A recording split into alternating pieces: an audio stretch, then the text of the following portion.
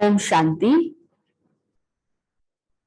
हर बार शनिवार के दिन अव्यक्त मुरली मंथन ओआरसी के यूट्यूब चैनल पे जो होती है, आज पुनः आप सभी के बीच में आदरणीय राधा दीदी लखनऊ से हमारे साथ जुड़े हैं। ओम शांति दीदी, इस एपिसोड में आपका बहुत बहुत स्वागत है। दीदी, जैसा कि पहले भी हमने आपको बताया कि पूरा दिल्ली जोन एक साथ मिलके आदि स्वरूप के ऊपर हमारा पुरुषार्थ भी चल रहा है।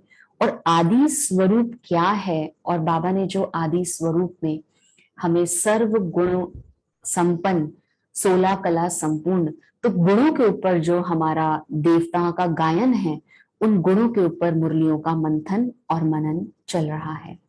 तो आज पुनः हमारे जो 36 सर्वगुण संपन्न हमारे बाबा ने हमें बताए हैं, उसमें से आज 18वां जो नंबर है उदारता, उसके ऊपर हम मुरली का मनन और चिंतन करेंगे। आदरणीय राधा दीदी हमारे बीच में हैं और दीदी का परिचय बहुत ही संक्षिप्त रूप में मैं आप सभी के समक्ष पुनः रखना चाहूंगी। आप हुबली जोन, हुबली में आपका जन्म स्थान, आप वहां आपका जन्म हुआ और उसके बाद बाबा की जो सेवाएं हैं, 39 ईयर से बाबा के साथ, ब्रह्मा कुमारी के साथ आपका कनेक्शन रहा और उसी के साथ बढ़ते हुए 38 ईयर से समर्पित रूप से आप अपनी सेवाएं ईश्वरीय विश्वविद्यालय में दे रहे हैं। आदरणीय बड़े दादी जी ने आपको बहुत जगह सेवाओं पे भेजा। आपने राजस्थान में भी अपनी सेवाएं दी, मंगलुरु में भी अपनी सेवाएं दी और अब वर्तमान समय में आप लखनऊ में 31 ईयर से अपनी सेवाएं दे रहे हैं। एडमिनिस्ट्रेशन विंग जो हमारा ब्रह्मा कुमारी का है, जिसके चेयरपर्सन आशा दीदी हैं, और आशा दीदी के साथ साथ यूपी का पूरा ही कोऑर्डिनेशन आप संभालते हैं। बहुत सुंदर एडमिनिस्ट्रेशन विंग के आप प्रोग्राम्स भी समय प्रति समय करते रहते हैं।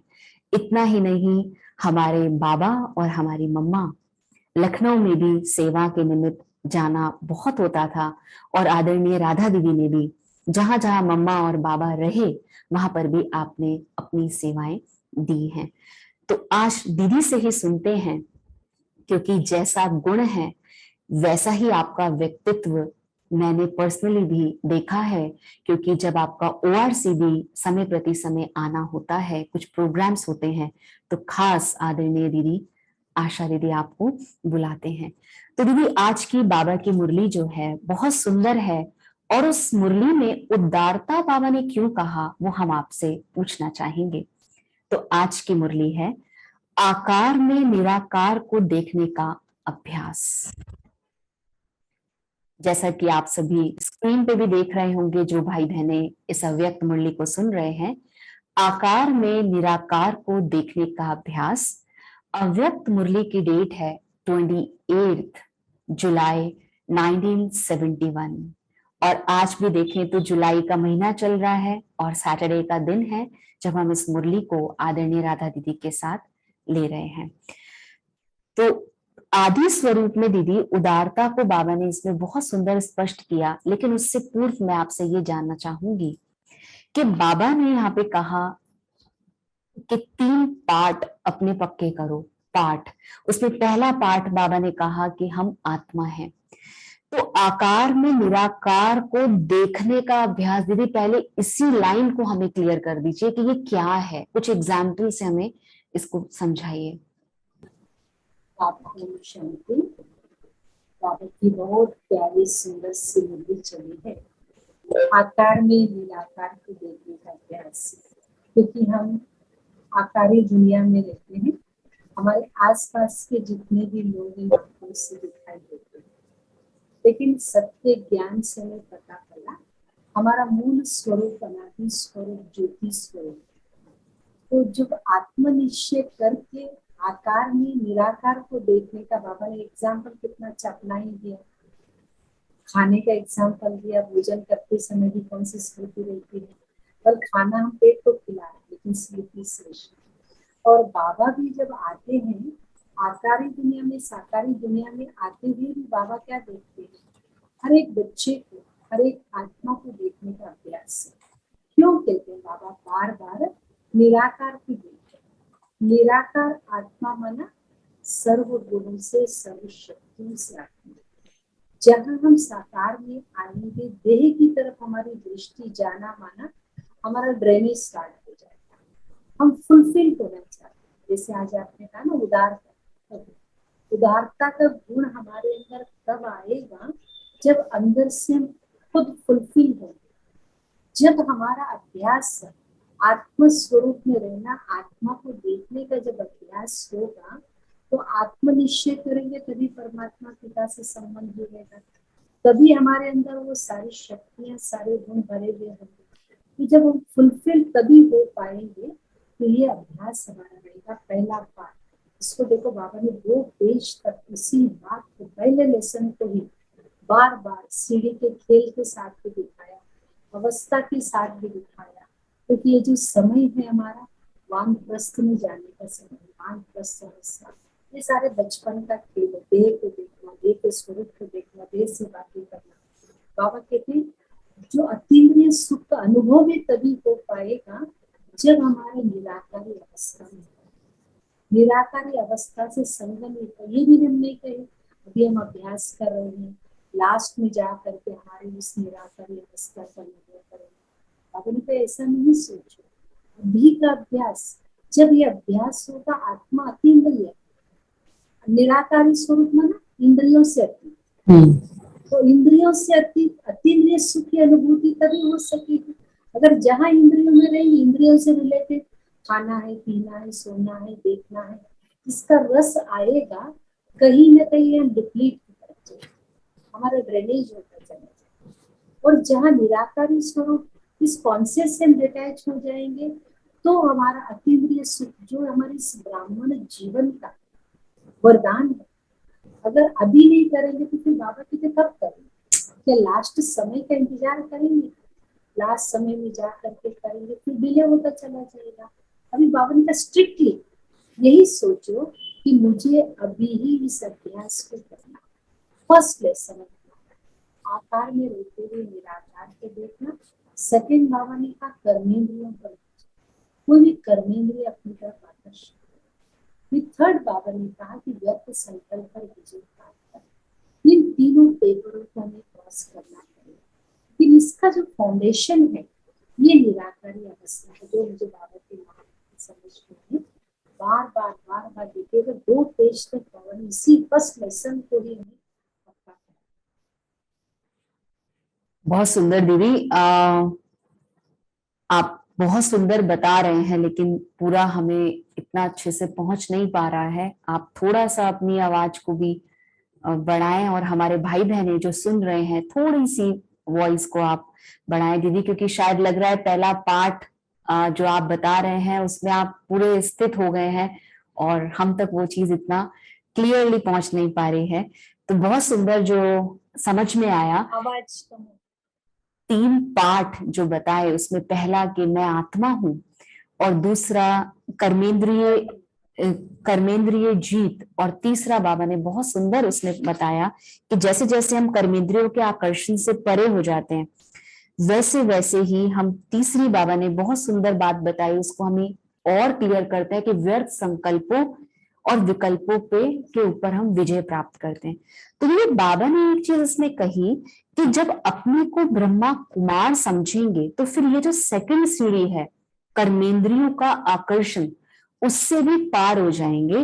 ब्रह्मा कुमार और शिव कुमार ये दोनों ही स्मृति रखने से कभी भी फेल नहीं होंगे, क्योंकि ब्रह्मा कुमार समझने से फिर ब्रह्मा कुमार के कर्तव्य, ब्रह्मा कुमार के गुण क्या है, वह भी स्मृति में रहते हैं ना।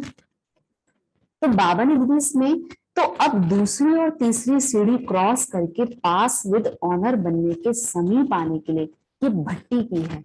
तो ये बाबा ने किस भट्टी की बात की? उस टाइम पे कोई भट्टी चल रही थी उस मुझे लगता है इस मुद्रिक से पढ़ने में मधुबन के स्थान को भी याद किया ना बाबा ने, क्योंकि स्थान से स्थिति बन जाती है। जिस स्थान पे आप पहुंच जाते हो वहां से स्थिति बन जाती है। उन दिनों में खास मुझे लग रहा कि पांडवों की भक्ति चल रही थी। इसमें बाबा ने कहा कि आप ब्रह्मा कुमार, ब्रह्मा कुमार का मतलब है इस छोटे मोटे काम के लिए नहीं। फिर बाबा ने कहा छोटे मोटे पाठशाला में नहीं पढ़ते हो, आप यूनिवर्सिटी में पढ़ते हो, है ना। ब्रह्मा कुमार कुमारियां माना यूनिवर्सिटी में आप पढ़ रहे हो, हायर एजुकेशन की ओर जा रहे हैं। हमारा हायर एजुकेशन क्या है, उस कार्य के लिए हम निमित्त बने। जैसे उस एजुकेशन में हम पढ़ते हैं मैं डॉक्टर बनना, इंजीनियर बनना, एक एम लेकर के चलते हैं ना, उस पढ़ाई के द्वारा हम उस एम को अचीव कर लेते हैं।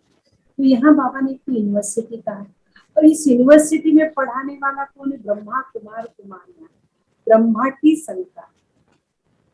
तो बाबा ने कहा ब्रह्मा की संतान, ब्रह्मा की संतान, ब्रह्मा का मतलब क्या है, छोटे मोटे कार्य के लिए निमित्त नहीं, महान विश्व ब्रह्मा के लिए हमारे शास्त्रों में गायन क्या है, विश्व परिवर्तन का जो कार्य हुआ, ब्रह्मा जो नाम दिए कर्तव्य का नाम, किसी माता पिता का दिया हुआ नाम, विश्व परिवर्तन का जो महान कार्य हुआ, तब शिव ने ब्रह्मा के द्वारा ये परिवर्तन के कार्य की शुरुआत की। तो शिव बाबा ने भी हमें छोटे मोटे काम के लिए निमित्त नहीं बनाया। आज संसार में देखो सब लोग परिवर्तन चाहते हैं, सब लोग चाहते हैं, पर यहाँ से परिवर्तन, गवर्नमेंट बदल जाए, वो बदले, ऑफिसर्स बदले, पुलिस बदले, पड़ोसी बदले, रिश्तेदार बदले, सबके परिवर्तन का इंतजार करते, कहीं भी अपनी लाइफ में स्वयं के परिवर्तन के बारे में नहीं सोच पाते। लेकिन बाबा ने इस ईश्वरी विश्वविद्यालय में परिवर्तन की शुरुआत प्रक्रिया स्वयं से हुई। जब आप ब्रह्मा कुमार माना आप नई सृष्टि की स्थापना के कार्य के लिए परिवर्तन के लिए निमित्त बनी हुई आत्माएं हो, जब इस परिवर्तन के लिए निमित्त ये श्रेष्ठ स्मृति रहेगी, ये स्मृति में श्रेष्ठ कर्तव्य की स्मृति दिलाए। हम छोटे मोटे काम के लिए तो हमारे एक अलौकिक स्वरूप साधारणता हमारी समाप्त हो जाए। फिर बाबा ने कहा तुम शिववंशी, शिव कुमार, शिव की संतान निराकार था ना, शिववंशी, शिववंशी माना एक नेचुरल रूप में जो राजा का बच्चा राजकुमार कहलाता। तो परमात्मा पिता सर्वगुण सर्व शक्तियों का मालिक है, नेचुरली उन गुणों को अपने जीवन में सहजता के साथ अनुभव करता है। इसके लिए मेहनत करने की जरूरत नहीं है। राजा के बच्चे को बार बार अभ्यास नहीं करना पड़ेगा मैं राजकुमार हूँ, मैं राजकुमार, तो उससे कनेक्टेड, राजा से अच्छे संबंध होंगे उस बच्चे के, तो बच्चा तो अधिकार से अथॉरिटी से फील करेगा मैं राजकुमार। ऐसे ब्रह्मा कुमार, हम शिव बाबा के बच्चे हैं, ये दोनों ही पिताओं की स्मृति, तो दोनों कर्तव्य हम स्थापना के कार्य के लिए हम निमित्त बने हैं, और शिव बाबा के सर्वगुण और सर्व शक्तियों के अधिकारी आत्माएं हैं, दोनों ही स्मृति हमें सहज याद दिलाती है। इसीलिए हमारे अंदर साधारणता समाप्त हो जाती है, और आत्मिक स्वरूप और ब्रह्मा कुमार का स्वरूप दोनों ही याद रहता है। ऐसे अभ्यास पहले से कंप्लीट करना पड़ेगा।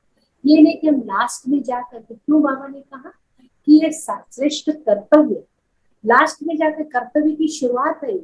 कर्तव्य को पूरा करने के बाद हम कहेंगे, हम तब जाकर के हम निराकार स्वरूप का अभ्यास में, कर्तव्य के सीढ़ी चढ़ने से पहले ही, इस कार्य के लिए निमित्त बनने से पहले अभ्यास पक्का, ये बाबा कहता है। बाबा ने कहा, फिर कई बच्चों ने कहा कि अंत में ही परिग्रह होगा। हम तो ऐसे नहीं, अंत में तो और भी बहुत सारी बातें हैं जिसका सामना करना पड़ेगा, बहुत सारी परीक्षाएं आपको देना पड़ेगा। ऐसे बाबा फिर उसके बाद में कहा ना, अगर संपूर्णता की डिग्री नहीं ले सकेंगे तो धर्मराज की डिग्री निकलेगी, है ना। थोड़ा सा बाबा ने इशारा भी दिया, आंख भी दिखाया, कहेंगे बहुत पक्का अभ्यास करो, संकल्प रूप में भी, बाबा ने कहा संकल्प में भी निश्चय किया, जिसमें विजय मेजॉरिटी बने हो ना। बाबा कहते प्रतिज्ञा करो, वो फुल फोर्स के साथ करके प्रतिज्ञा करो। जो प्रतिज्ञा एक होता है प्रैक्टिस, एक होता है प्रैक्टिकल, बार बार जो प्रैक्टिस किया जाता है प्रैक्टिकल।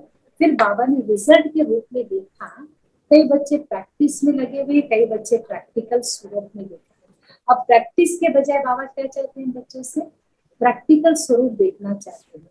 कोई किस बात में, कोई किस बात में है, लेकिन बाबा ने कहा अलौकिक और पारलौकिक, निराकारी रूप में तो हम पारलौकिक हो गए, अलौकिक माना ब्रह्मा की संतान होने के नाते से हम अलौकिक, दोनों ही संबंध कर्मों पर, स्वप्न और संकल्प रूप में भी देह और देह के संबंध क्या होता है। बाबा ने कहा वृत्ति दृष्टि भी न जाए, स्वप्न में भी संकल्प, वृत्ति भी न जाए, दृष्टि भी न जाए। इसमें बाबा कहते इस भट्टी जो कहा ना, पांडवों की भट्टी, खास बाबा ने कहा पांडवों को इसको क्रॉस करना पड़ेगा। बाबा ने कहा जैसा स्मृति होता आती है वैसे ही कल्याण, जो भी स्मृतियां होगी वो हुआ कल्याण।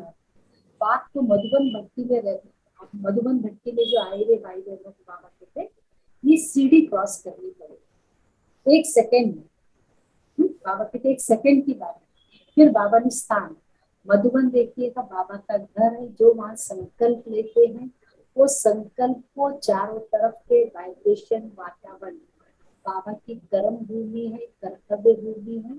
उस कर्तव्य भूमि पे हमने जो संकल्प लिया मुझे इस सीढ़ी को क्रॉस करना है, तो वो संकल्प चारों ओर का वातावरण का इतना असर पड़ेगा, उसका हमें बल मिल जाता है। इसीलिए बाबा याद करा रहे माधवन में पांडव भवन यूनिवर्सिटी में यूनाइट हो गए। बाबा ने कहा ना छोटी सी गीता पाठशाला में नहीं आए हो, ये क्या है यूनिवर्सिटी। इसमें हाँ नशा रहना चाहिए। ये पढ़ाई कितनी ऊंची पढ़ाई, हम सबको इसे कमाल करके दिखाना।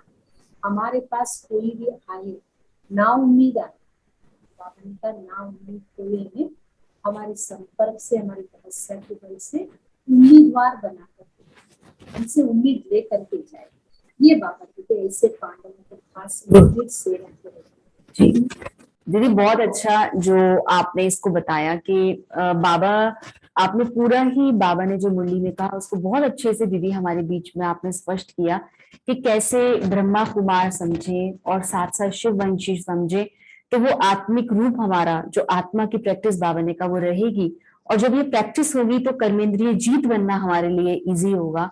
और जहां हम कर्मेंद्रिय जीत बनते जाएंगे वहां दीदी तीसरी सीढ़ी तो अपने आप आएगी, व्यर्थ संकल्प आएंगे ही नहीं दीदी। पर दीदी व्यर्थ संकल्प, जो भाई बहनों का प्रश्न भी मेरे पास आया है कि व्यर्थ संकल्प ना चाहते भी आते हैं, पर बाबा के साथ के जो स्मृति के संकल्प हैं वो इतनी जल्दी जल्दी नहीं आते। क्योंकि बाबा ने आज स्थान की बात की, तो दीदी जैसे मैं भाई बहन के घर में जैसे हम रहते हैं, तो हम अगर मधुबन गए तो ही हमारी स्थिति बनेगी, अगर हम मधुबन नहीं गए तो हमारे घर में वो चीज नहीं बनती। तो बाबा ने क्योंकि आज स्थान के महत्व से स्थिति को भी बताया, तो अब हम क्या करें, ये एक प्रश्न है हमारा। देखो मधुबन के स्थान को बनाए गए ना, अपने आप तो था नहीं। जब मम्मा बाबा आकर के बना बनाई चीज तो कहीं भी नहीं मिली। बाबा की हिस्ट्री को पढ़ो, मम्मा के इतिहास को पढ़ो, कितनी तपस्या की, अभ्यास किया ना। तो जैसे हमने अपने सॉफ्टवेयर में जो भरा है वही मेरा चिंतन चलेगा। तो बाबा ने यहाँ क्या व्यर्थ संकल्प क्यों चलते, क्योंकि जो मैंने अंदर भरा है मेरे अंतर आत्मा में वही चिंतन मेरा चल रहा है। अभी मुझे अवेयरनेस आ गया, समझ आया। ज्ञान माना क्या, ज्ञान माना समझ। क्या समझ आ गए, अभी तक मैंने अपने मन में व्यर्थ जो हमारे यूजफुल नहीं है, जरे मेरे जीवन से कोई कोई रिलेशन नहीं उसका, उन चीजों को मैं भरने में लगी हुई थी, इससे तो मेरा मन व्यर्थ संकल्प में। अब ज्ञान में हम आ गए, माना समझ आ गए। समझ आने के बाद मेरी लाइफ के लिए, मेरे फ्यूचर के लिए, मेरे परिवार के लिए, मेरे भविष्य के लिए किन चीजों की आवश्यकता है, इसको कोई और डिसीजन नहीं लेगा, चूज कोई और नहीं करेगा। इसको इसको चूज करना मेरे ऊपर, मैं स्वतंत्र हूं ना मेरे जीवन के लिए। तो बाबा क्यों कहता है, देखो सिंपल भाषा में तो बाबा ने क्या कहा, मुझे याद करो। सिंपल भाषा में तो ध्यान का चिंतन करो, बाबा के सिंपल शब्द है, लेकिन इसके पीछे गहराई क्या है। इसके पीछे बाबा क्या कहते, बाहर जितना भी वातावरण है, वाइब्रेशन, वहां जो भी हमें कुछ मिल रहा है वो मेरे अंतर आत्मा को सकारात्मक सोच नहीं दे। सकारात्मक सोच मात्र मुरली के माध्यम से। बाबा की ज्ञान रतन ऐसे हैं जो हमारे मन को सकारात्मकता, शक्तिशाली, वर्तमान भी श्रेष्ठ और भविष्य भी श्रेष्ठ बनाता है। तो ये जो चिंतन हमारे बुद्धि में चलते रहेंगे। और बाबा ने ये भी देखो क्या कहा, हर कर्म के लिए भगवान के महावाक्य श्रीमत, ठीक है। भाई बहने कर्म क्षेत्र में, परिवार में, संबंधों में, अगर उस संबंधों में, कार्य क्षेत्र में रहते, वर्क प्लेस में, उस कर्म के लिए हम श्रीमत, उस कर्म के लिए जो भगवान की श्रीमत क्या है, परिवार को निभाने के लिए क्या श्रीमत, घर में रहने के लिए श्रीमत क्या है, उठने के लिए श्रीमत, सोने के लिए, बैठने के लिए, खाने के लिए। अगर हर कर्म करने के लिए मना नहीं, कर्म क्षेत्र में रहने, संबंधों को निभाने के लिए मना नहीं है, लेकिन हर कर्म के पीछे भगवान की क्या राय है, सलाह है, श्रीमत, ये हमारे प्रोटेक्शन, एक कवच है, उसके अकॉर्डिंग हम चल रहे हैं तो मन व्यर्थ नहीं चलेगा। जैसे सीता को दिखाए ना, रेखा के अंदर है तो सुरक्षित। ऐसे ही हम कर्म क्षेत्र में रहते हुए कई बार हम इसको क्या ले लेते, बाबा ने छुट्टी तो दे रखी है, छुट्टी तो दी है, लेकिन श्रीमत के अनुसार आपको हर कर्म के लिए छुट्टी दी, श्रीमत की मर्यादा के अनुसार। उसके लिए श्रीमत हर मुरली में भी स्पष्ट मिलेगा, उसके अकॉर्डिंग हम चल रहे हैं तो व्यर्थ का कोई मार्जिन नहीं। समर्थ संकल्प से ऑलरेडी हम फुलफिल है। और सबसे बेस्ट बाबा ने तो हमें राय क्या दी, सवेरे सवेरे उठ करके अमृत के लिए ज्ञात और मुरली से हम अपने कर्कश को इतनी श्रेष्ठ तीर से, इतने अच्छे अस्त्र शस्त्रों से अपने आप को सुसज्जित होकर कर्म क्षेत्र की युद्ध क्षेत्र में उतर जाते हैं तो बहुत कुछ बातें तो आएंगी। भगवान ने मुरली में साकार महावाक्य में क्या कर, विघ्न तो आएंगे, वरदान आएंगे, विघ्न आएंगे, बातें तो आएंगी, लेकिन ऑलरेडी हमने अपने आप को प्रोटेक्ट किया होगा। बारिश आ रही, हमने छाता ले लिया, रेनकोट ले लिया, तो रेनकोट बारिश के लिए हमारी शिकायत नहीं रही कि क्यों आई, क्योंकि ऑलरेडी मेरे पास इसका उपाय भगवान ने दिया है। तो इसीलिए हम व्यर्थ संकल्प के लिए बाबा ने समर्थ संकल्प भरा हुआ, तो समर्थ संकल्पों से हम जितना भरपूर रहे। और मेरा एक अनुभव कहता है कि जितना मैं मुरली सुनकर उसको अपने मन के चिंतन के रूप, मेरा एक चिंतन मन के अंदर एक चिंतन चलता है, जा रहे आ रहे अंदर एक, जैसे कि वो चिंतन अंदर सूक्ष्म में चल रहा है, सब कॉन्शियस माइंड, तो वो चिंतन मुझे क्या करेगा, व्यर्थता से बचाएगा। इसीलिए बाबा जो चाहते हैं कर्मेंद्रियों पर भी विजय और व्यर्थ संकल्प पर भी विजय पाना बहुत बड़ी बात है। क्यों? क्योंकि बाबा की इस मुरली के अकॉर्डिंग हम चलते रहेंगे, हम फुल पास हो जाएंगे, इसलिए सीढ़ी भी सहज रीति से पार हो जाएगी। तो बाबा ने बहुत अच्छा कहा ना, मर्जीवा बन गए। तो व्यक्ति मरता है तो फिर क्या हो जाता है, हम मरने के बाद फिर उसको पिछले जन्म की बातें, तो जैसे आप और हम सभी पास्ट जन्म से इस जन्म में आए हैं ना, हमारे पास्ट जन्म की बातें याद ही नहीं। तो ऐसे ही हम बाबा का बनना माना क्या है, हमारे पास्ट जन्म हमारे समाप्त हो गए, पुराने स्वभाव संस्कार, जैसे आयु भी हमारी पूरी हो गई। तो ऐसे ही बाबा कहते हैं कि ब्रह्मा कुमार बनना माना हर कर्मेंद्रियों पर विजय। ये हो ही नहीं सकता कि वश होना, तो बाबा ने बहुत अच्छी बात कही ना, कर्मेंद्रियों के वश होना क्या चीज है, इस नॉलेज से भी क्यों बाबा ने कहा ब्रह्मा कुमार, ब्रह्मा में श्रेष्ठ कर्तव्य के लिए हम नहीं, इन कर्मेंद्रियों का सुख लेने के लिए कर्मेंद्रियों में नहीं आए, इन कर्मेंद्रियों से हम देने के लिए आए, सेवा के लिए इन कर्मेंद्रियों को हम यूज करते हैं। कई बार हम क्या सोचते हैं, कर्मेंद्रियों को हम यूज करके उपभोग के लिए सोचने लग जाते हैं। हम उपभोग के लिए कर्मेंद्रियों का यूज नहीं, उपयोग की उपयोगितावादी बने, सेवा भाव हमारे अंदर जब होगा तो ऑटोमेटिकली कर्मेंद्रिय अपनी तरफ आकर्षित होगा। जरा भी बाबा ने कहा ना, शूद्रपन का संस्कार होगा तो क्या कहेंगे, तो मरा हुआ व्यक्ति जाग जाता है तो क्या डर लगता है ना। तो पुराने संस्कार अगर हमारे अंदर है वो शूद्रपन के संस्कार है, तो इसीलिए पुराने संस्कारों को बाबा ने कहा चेक करके देखो अंदर कोई है तो नहीं, उसको समाप्त करना। बहुत अच्छा।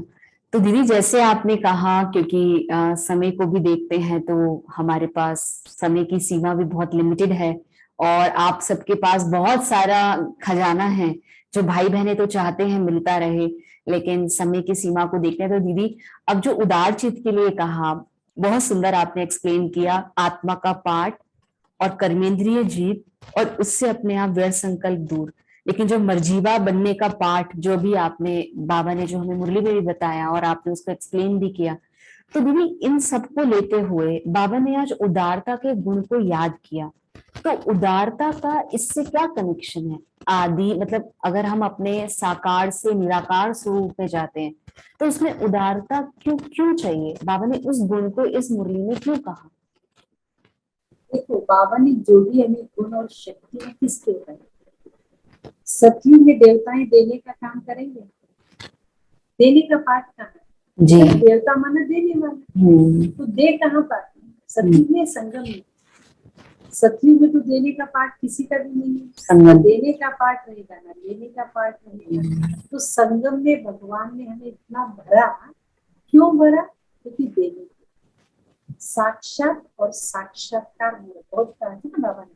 साक्षात मतलब प्रैक्टिकल स्वरूप, जो प्रैक्टिकल स्वरूप होगा वही साक्षात्कार।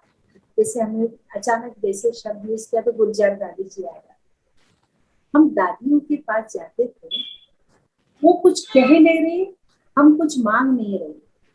जैसे हमारे भाई बहनों का भी अनुभव, दादी भी जा रही शांति वन में कई बार जो देखा, हमने दादी जानती जी को देखा, दादी गुलजार जी को देखा। वो इन आत्माओं की क्या विशेषता थी, वो हमेशा इतना फुलफिल रहते थे। वो बल आपके आंखों में आंखें डाल के नहीं देख रहे, उनका जाना भी, भरी हुई आत्मा जाना भी वाइब्रेशन दे रही है, रिफ्लेक्ट कर रही हो, कुछ ना कुछ दे रही है, और आसपास के लोग उसको रिसीव कर रहे हैं। तो बाबा यहाँ क्या कहना चाहते हैं, आप अपने नेचुरल रूप, ओरिजिनल रूप, निराकारी रूप में आप भरपूर होंगे, स्थित होंगे, आप भरे हुए होंगे। आप उस स्थिति के साथ साकार में आएंगे, ऑटोमेटिकली आपके द्वारा क्या होगा, भरे हुए होंगे तो आप स्प्रेड करेंगे। खाली रहेंगे, कहीं ना कहीं हम देने वाले बनेंगे, चाहिए चाहिए वाले भरे हुए होंगे। और हमारा निराकारी अनादि स्वरूप कौन सा? भरा हुआ रूप। हमने परमात्मा पिता से इतना फुलफिल किया हुआ है, हम जहां भी उठ रहे, बैठ रहे, चल रहे, फिर रहे हैं, हम देने वाले बने, संकल्प मात्र में भी लेने वाले नहीं। तो बाबा कहते थे सत्य में तो देना नहीं, अभी संगम युग में हमें देना ही, निरंतर देना। जैसे मंदिरों में भी होते ना, कुछ मंदिर देखिएगा हमेशा भीड़ लगी रहती, हमेशा देवी देवताओं के मंदिर में तो कभी पट नहीं बंद होते, रात में दिन में भी भक्तों का तांता लगा रहता, खुला रहता। देखो ऐसे बाबा अपने एक एक बच्चे को उदार चित, भगवान ने हमको दिया किस लिए? दिया है देने के, पास ऑन करने के लिए दिया है, सिर्फ हम अपने पास रखने के लिए नहीं दिया। तो यहाँ बाबा क्या चाहते हैं, हमको उदार चित्त कब बनेंगे? जब बाबा से कनेक्ट होकर के इतना भरपूर हो जाएंगे। और बाबा ने ये भी तो याद दिलाया ना, आप दाता के बच्चे हो, वरदाता के बच्चे हो, वरदान देने वाले दाता के बच्चे बनना है। लेकिन एक सेकंड भी लेने का संकल्प नहीं। दाता का मुख्य कौन सा है, गुण कौन सा है? उदार चित्त, जो औरों के उद्धार के निमित्त बने। दीदी इसमें इसमें दीदी एक चीज जो आई, साक्षात और साक्षात्कार मूर्त, दीदी इसमें कुछ अंतर है या ये सेम है? साक्षात, साक्षात मेरा ये प्रैक्टिकल स्वरूप, मैं भरपूर हुई हूँ, साक्षात। अब मेरा जो ये स्वरूप जब पब्लिक के बीच में जाएगा, सबके बीच में जाएगा, तब हम साक्षात्कार मूर्त बनेंगे, तब दूसरों के देंगे। ओके ओके, ये मेरी इंटरनल स्टडी है, साक्षात बनना। मैंने अपने ज्ञान से, गुणों से, शक्तियों से अपने आप को फुलफिल किया, ये मैं अपनी इंटरनली पुरुषार्थ, मैं साक्षात बन गई। साक्षात जब भरपूर हो गई, मैं बन गई, तो फिर क्या हो जाए, जैसे होता है ना, कोई गहना होता है, पहले उसको क्या था, अच्छे से गहने को तैयार करते, तैयार करने के बाद फिर उसको शोकेस में रखा जाता है, ताकि चार लोग उसको देख सके। तो वो साक्षात्कार मूर्त कब बनेगी, जब फुल अंदर से हम साक्षात मूर्त होंगे। साक्षात मूर्त ही साक्षात्कार मूर्त हो सकती है। वही फिर बाबा ने कहा उदार चित्त हो सकता, और उनके उद्धार के लिए निमित्त बनेगा। सदैव बाबा खास जो इसमें जो है ना, बाबा ने हम बच्चों से क्या चाहना रखिए, सदैव देने के द्वार खुला है। देना माना, अभी तक हमने क्या सोचा है ना, मुख से ही देना, लेकिन नहीं, यहाँ से भी हमको उससे भी देना, इससे भी देना, इससे भी देना। और हमारी उपस्थिति भी वाइब्रेशंस के पर, कहीं हम जाते हैं, हम एक प्योर एंड पावरफुल वाइब्रेशन, मतलब बोल दे देख नहीं रहे, कुछ कर नहीं रहे, मानो हम खड़े ही हैं, हमारी उपस्थिति भी उनको क्या दिलाए, कुछ ना कुछ उनको प्राप्ति की अनुभूति कराए। तो ये बाबा चाहते हैं कि ऐसे उदार चित्त बन करके साक्षात्कार दीदी बाबा ने यही कहा ना, जितना जितना देने में बिजी होंगे तो ये बातें जिसको क्रॉस करना मुश्किल लगता है वो बहुत सहज हो जाएंगी, क्योंकि महादानी बनने से महान शक्ति की प्राप्ति स्वतः होती है। तो ये कार्य तो अच्छा है ना, देने के लिए तो भंडारा भरपूर है, इसमें फुल पास है। जिसमें फुल पास हो उसको राइट लगाते जाओ, जिसमें समझते हो फुल पास होना है तो भट्टी से फुल पास हो निकलो। जितना दाता बनते हैं उतना भरता भी जाता है, मतलब कि हम दाता बनते जाते हैं तो भरता जाता है। बहुत अच्छी बात है। बहुत अच्छा। बाबा ने कहा ना, देने का ज्ञान, देने की भरने की विधि क्या है, इकट्ठा करना, पैसे इकट्ठा करने से हमारे पास जमा होंगे। ये सूक्ष्म शक्तियां, ज्ञान है, गुण है, शक्तियां जितना देंगे उतना बढ़ता चला जाएगा। इसीलिए बाबा कहते देव, जैसे कल की मुरली भी आई थी, साकार मुरली में जो सेवाधारी बच्चे होते, मैं दिल से उनको चिपका लूंगा। बता रही थी साकार मुरली में आई थी पॉइंट, बाबा क्या चाहते हैं, मैं छाती से क्यों चिपका लूंगा, क्यों कहा बाबा ने, बहुत प्यारे शब्द हमको लगे वाली बात है। बाप नीचे, ऊपर से नीचे क्यों उतरे, देने के, है ऊपर से परमधाम छोड़ करके नीचे भगवान आए इसलिए देने के लिए। और आप और हम बच्चों को ब्रह्मा कुमार कुमारी क्यों बनाए, ये हमारे थ्रू वो देना चाहते, वो तो निराकार है, निराकार, हम सभी मीडिएटर, हम सब इस कार्य के लिए निमित्त बने। तो बाबा हमारे थ्रू देगा, मैं 1 घंटा दूंगी तो बाबा भी 1 ही घंटा देगा, और मैं निरंतर देने का काम करूंगी तो भगवान भी मुझे क्या करेगा, निरंतर। उससे लेने की विधि क्या है, उससे लेने की विधि, अपने आप को भरने की विधि है, हम निरंतर।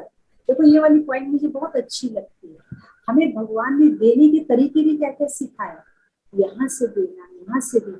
दुनिया में पता ही नहीं यहाँ से कभी दिया जाता है, सिर्फ गुरुओं के पास जाके कहते गुरु जी कृपा दृष्टि डालिए, दया दृष्टि डालिए। एक व्यक्ति के पास, एक गुरु जी के पास था, लेकिन भगवान ने आप और हम सबको बनाया, आप भी अपनी दृष्टि को कृपा दृष्टि, दया दृष्टि, योग की दृष्टि, शुभ दृष्टि, है पवित्र दृष्टि, आप यहाँ से दे सकते हो, यहाँ से दे सकते हो, यहाँ से दे सकते हो।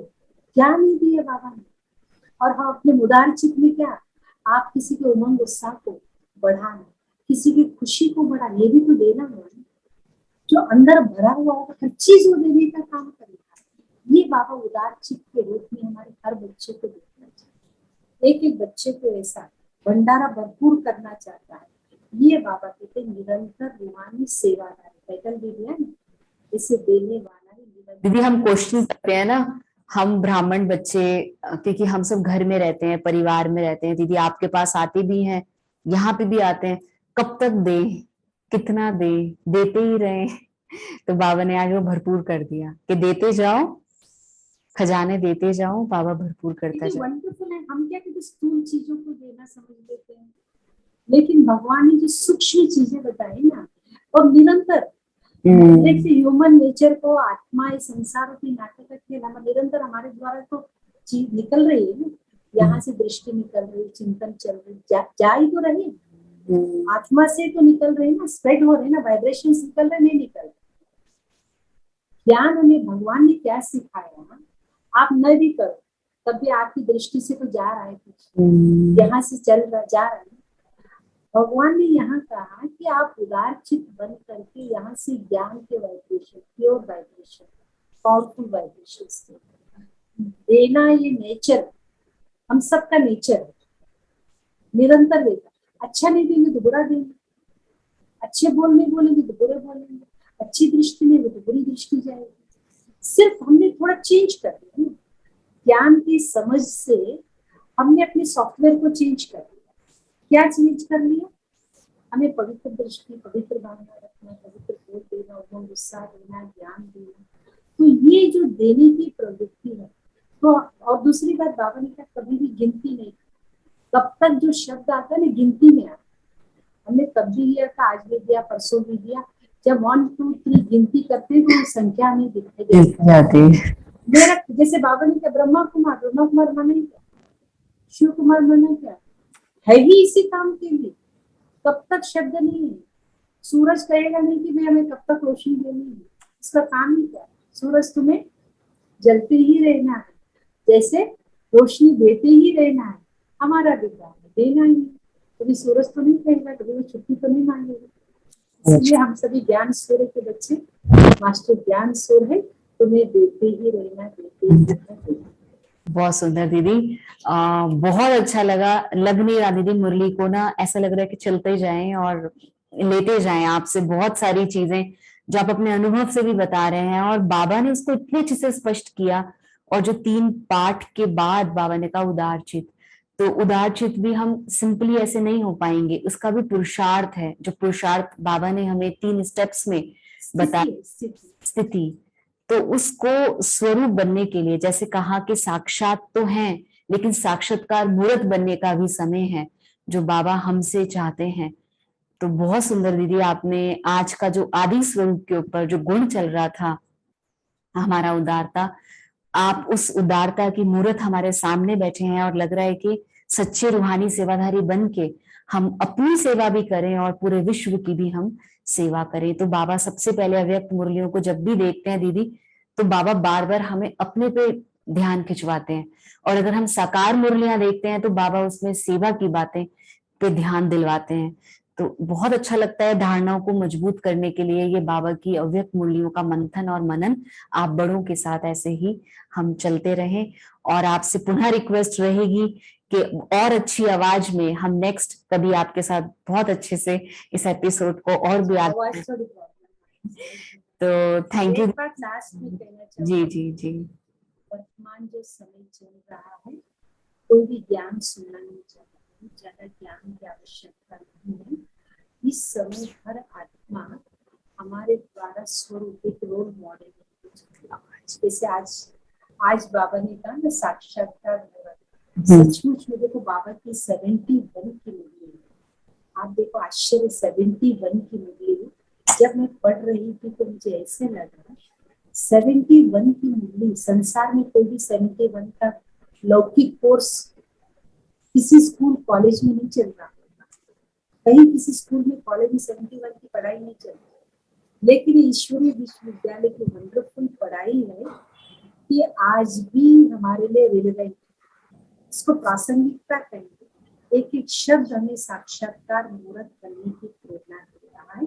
आज वर्तमान के लोगों की डिमांड है, इस डिमांड को हमें पूरा करना होगा, तभी हम ज्ञानी को आत्मा ब्रह्मा कुमार हमारे स्वरूप बनने का समय, सुनने का समय भी बहुत है, स्वरूप बनने का समय। आपने बहुत अच्छा चिंतन और मनन करवाया, बहुत बहुत दिल से बहुत अच्छा लगा दीदी। और जो भी भाई बहने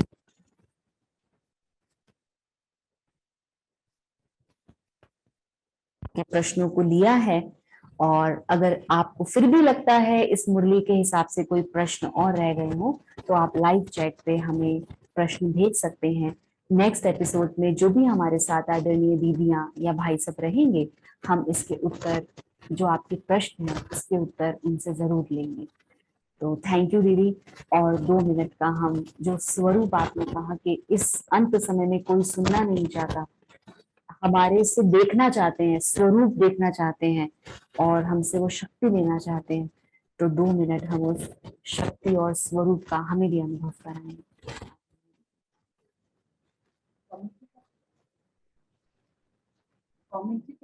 दीदी जैसे भी 2 मिनट। हाँ। मस्तक के मध्य चमकना, मैं चमकता सिवा प्रभु प्रिय परमात्मा की सर्वश्रेष्ठ संतान, सर्वशक्ति से सर्वगुण से संपन्न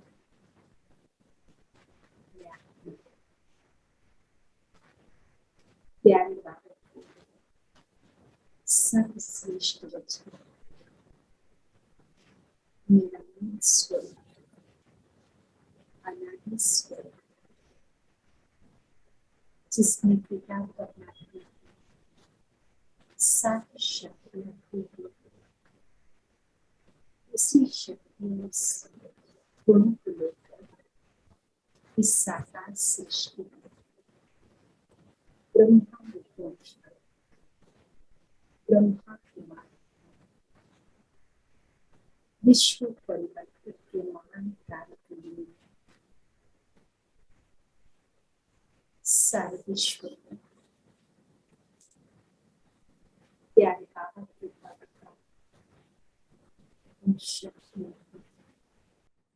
ओम शांति।